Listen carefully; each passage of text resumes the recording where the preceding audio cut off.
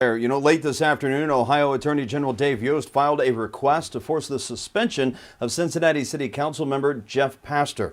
He was indicted on federal charges of bribery, extortion, and also money laundering.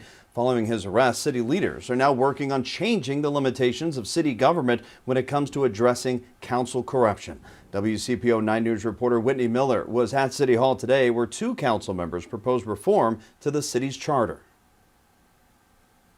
The issue here is restoring public trust. This morning, Betsy Sunderman and Greg Landsman both held two separate press conferences. They both want to submit charter amendments that would give the city government the ability to remove or suspend a member from office if charged with corruption. Cincinnati is quickly gaining a reputation as one of the most corrupt cities. Councilwoman Betsy Sunderman says recent charges of corruption are highlighting a problem within City Council. I'm concerned about any indictment on any council member. Her news conference comes just days after her colleague Jeff Pastor was indicted on federal bribery charges.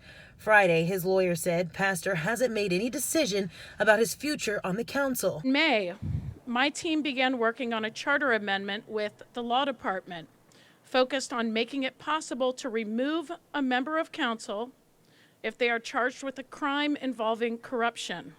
But she isn't the only one seeking reform. Councilman Greg Landsman held a separate conference announcing comprehensive reforms. In addition to a charter amendment, Landsman wants to create a new ethics commission, a chief ethics and good government officer, and reforms to campaign finances and ongoing trainings for council members. These reforms are not about any one issue. I mean, you're seeing this erosion in public trust across the board at every level of government. And I do believe it is incumbent on all of us to work together, to do everything we can to restore that public trust. Pastor's arrest brings up questions about the involvement of council members in city development deals.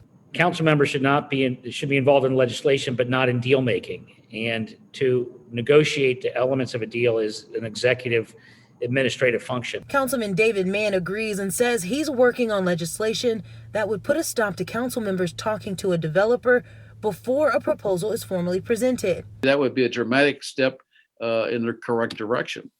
So right now there are two charter amendments being proposed. Sunderman says she'll go to every council member to ask them to co-sponsor her amendment.